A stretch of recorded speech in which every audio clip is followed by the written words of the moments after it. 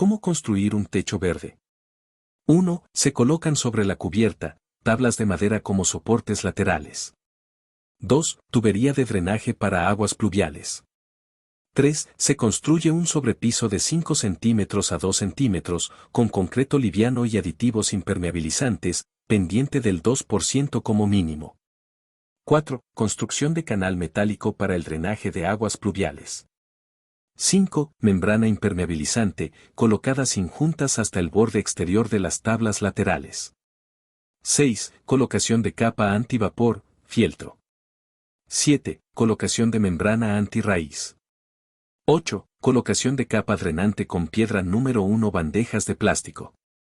9. Colocación de sustrato con tierra negra y cáscaras de arroz. 10. Colocación de grama y plantas ornamentales. Más información en nuestra página web tucasareal.com.